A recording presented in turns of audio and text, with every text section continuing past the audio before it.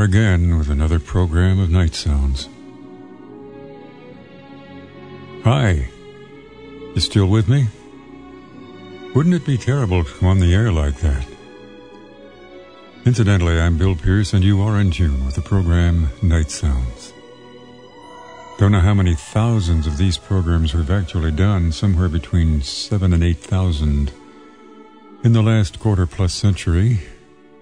But you know, there are certain things in this life that never become threadbare. Just reading a few things out of one of the national news magazines a few moments ago, I noticed this headline about one of the major airlines. It says, "Stocks add some spice to plain vanilla retirement plans." And I saw that phrase, plain vanilla, and what they were saying was there was a certain sameness to the plans, and they needed some change, some exciting newness to it all. So I've decided to title our time together tonight, Plain Vanilla. And again, it's supposed to mean sameness and predictability, but it doesn't have to. I think we really do a disservice to good old plain vanilla. In fact, tonight I thought I'd do something a little bit different, since each time we're together, we bring in a new subject. Sometimes we'll settle on certain stress areas like loneliness or depression or grief or certain other things we meet in life, come at it from different angles. But tonight, I don't know as we've ever done a program with the title Plain Vanilla. I like to choose a new kind of subject every time we're together. I thought I'd pick a song that I did on trombone some years ago. It's actually a classic by Henry Purcell, and it's usually played on a trumpet as a solo instrument with whatever background the arranger might choose. Well, we took this great classic, usually attributed to Mr. Purcell as composer, and instead of on trumpet, we played it on trombone, and we did sort of go through with a little bit of difference to it all. We began with a figure of 4 notes to each phrase, and then we followed it with a digital delay system, which sort of makes an echo out of it, but we keep it in the rhythm. Anyway, it's sort of hard to explain. It's easier to just do it.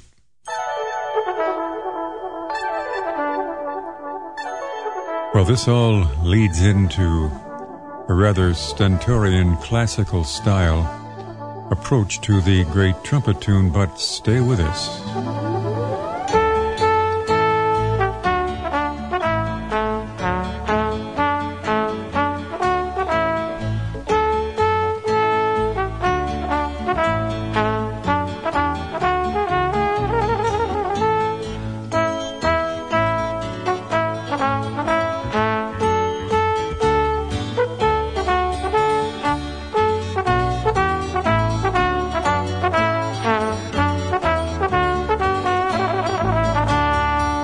Right at this point, I'm going to commit one of the unpardonable violations for a DJ, and that's stop a piece right in the center. But I do have a point to it all, and tonight, as we're speaking of the subject plain vanilla and sameness and predictability, what we're going to do is to change into something of a different costume for the musician and performer here. We're going to keep with that same piece, the great trumpet tune by Purcell, but we're going to sweep into the electronic media with a synthesizer and get into a jazz form. Here we go.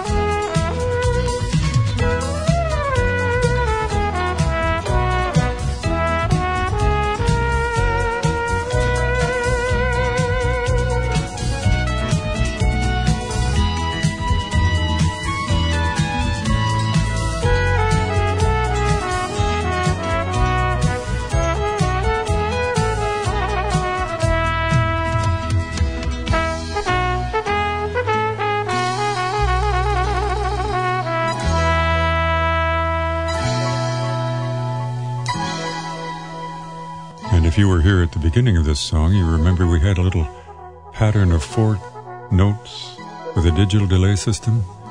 We came that way and we're going to go out that way. Sort of get to the end of it all, get into a lip trill and way sweeping high. Up into the heavenlies.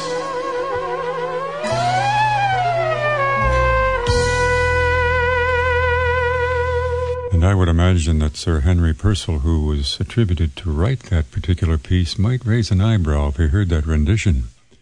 Nonetheless, it gets us out of the, what we call plain vanilla factor, and into something new.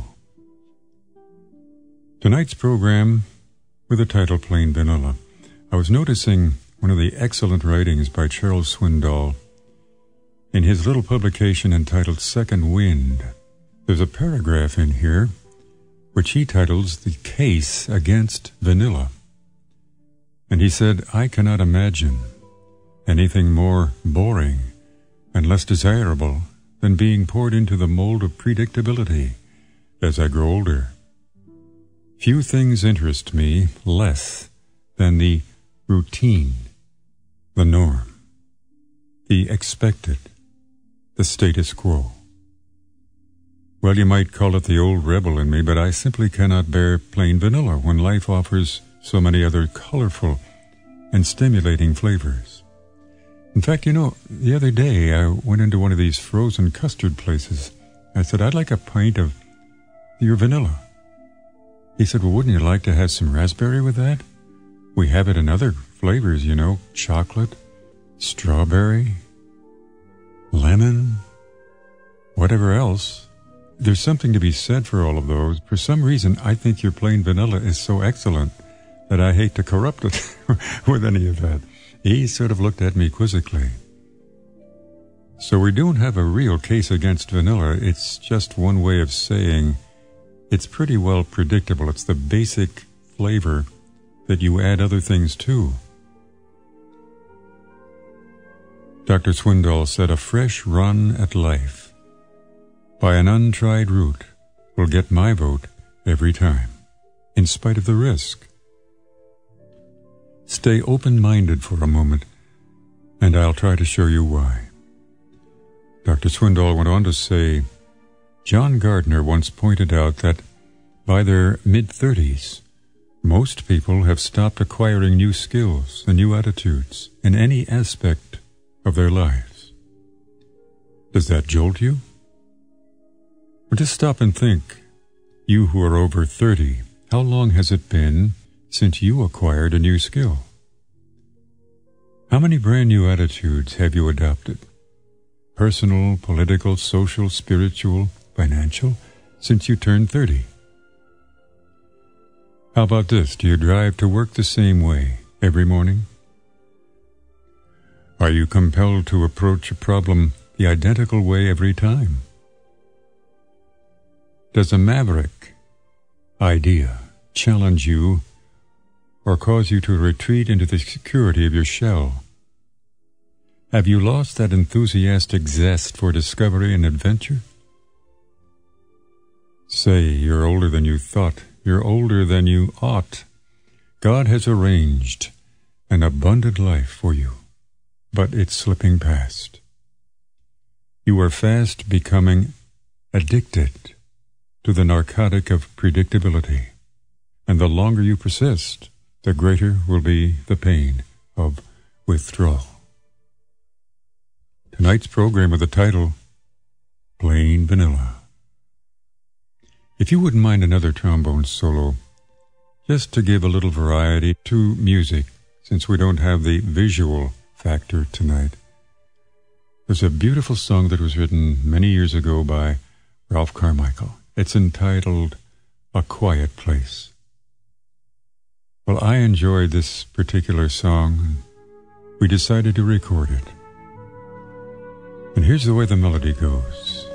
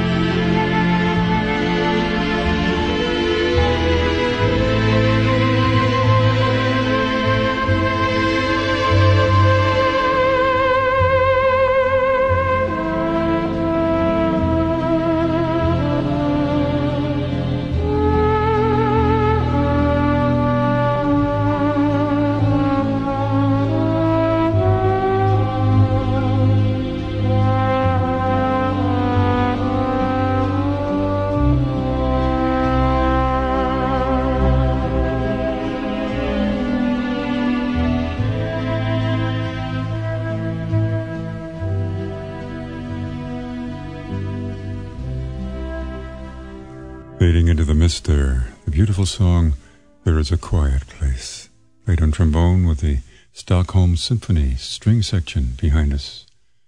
And this is Nightsounds. I'm Bill Pearce with you, late at night, speaking out of the darkness. In so many cases, thank you for joining me. We meet this way just about every night on this station. And I'm so gratified to be able to do this. You wouldn't believe the kinds of responses we receive here. I've often said just about anything that would probably go through a psychiatrist's office in a week comes through Nightsounds. And it's not all bad either. It's not merely dysfunction. A lot of folk are troubled, and when we come on the air with hope and promise and encouragement, this is a pleasure. Sometimes we sort of have to lay out the problem to begin with. And tonight's program, Plain Vanilla, speaks to the subject of sameness and predictability. And I'll be back to this in just a moment.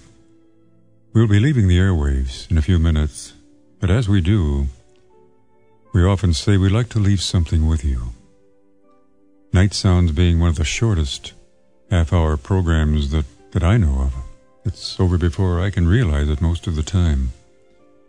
But so many of you write and ask for copies of certain topics and subjects we've been into night by night. We can accommodate on this, and we want to serve you in this way. If you'd like to write and tell us as much as you can about what you heard, perhaps the title of the program, what the subject was, what night you heard it, this would help us to find it for you. Our mailing address is Nightsounds, Wheaton, Illinois, 60189. Tonight's program, Plain Vanilla, speaking of predictability. I was leafing through the excellent writings of Leona Choi the other day, and she had an item in here written to this subject. She calls it merely change. She said, something within me is apprehensive of change. So why am I surprised to know that I grow through the unpredictable, and I struggle through disenchantments to new reality? God sloughs off the old and familiar so I can discover beneath the crust the fresh, the new, and in the shattering of a dream awaken to new visions.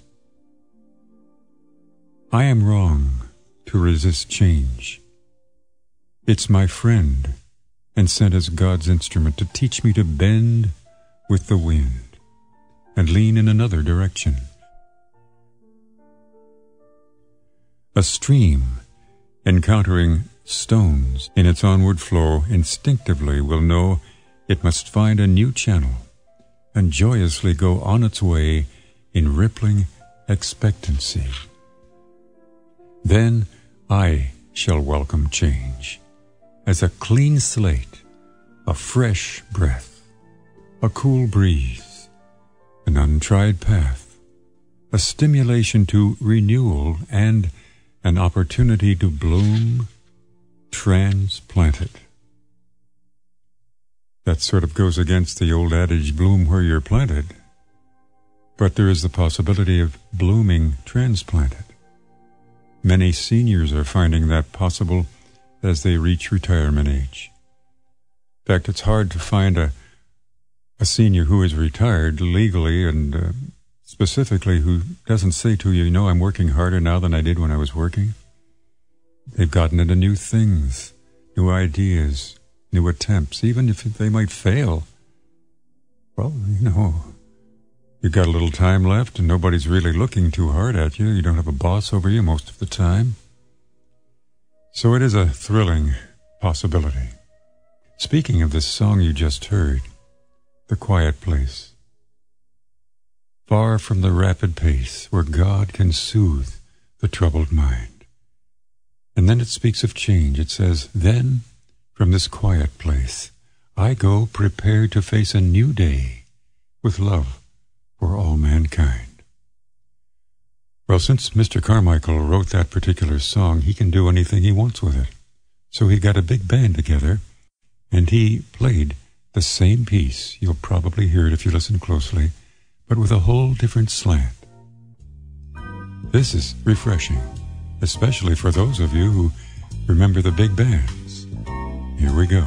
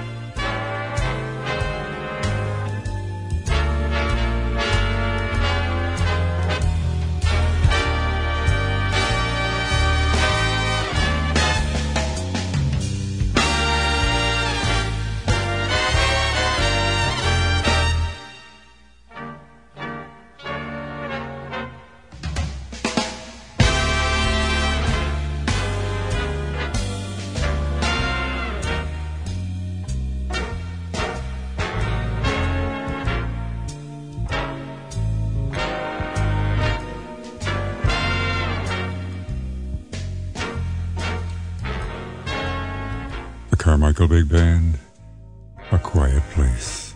On tonight's program, Nightsounds, with our title, Plain Vanilla.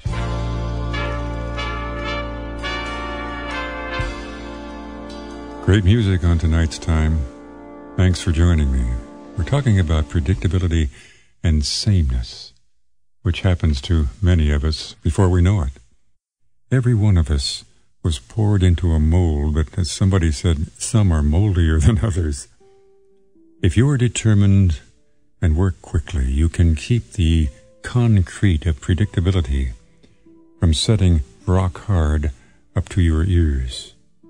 Then again, if the risks and potential dangers of sailing your ship in the vast oceans of uncertainty make you seasick, you'd better anchor yourself near the shallow shore of security. Concrete sinks fast, you know.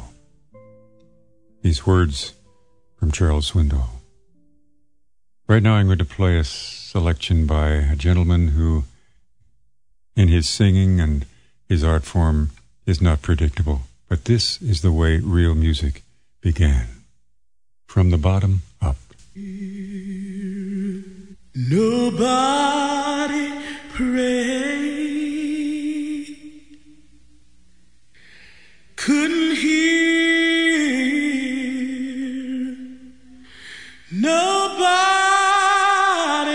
pray. Way down yonder by myself, and I couldn't hear nobody pray.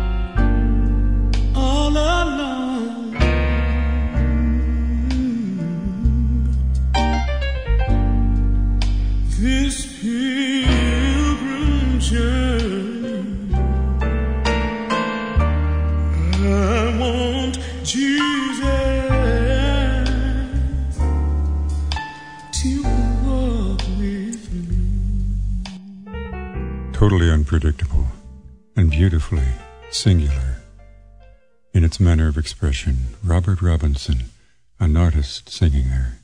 I want Jesus to walk with me. We're going to fade that out right now, but I promise that you'll stick around the next time we come to you with Night Sounds. I will begin our program with that particular number because we've run out of time at this juncture. And I really want you to hear that song in its entirety. So I hope you can stay with us. Come back again next time we're on the air. As I mentioned, we try to come together with subject and topical material that will challenge us all. I quote from good people, essentially from the Holy Scriptures. Tonight our text came mostly from life and living, but there's a scriptural reason behind everything that's worth anything. Tonight's program about predictability finds that the Bible is anything but predictable. But then again, neither were the personalities who walked through God's Hall of Fame. You remember Caleb? He was 85 years old and still growing when he gripped an uncertain future and put the torch to the bridges behind him.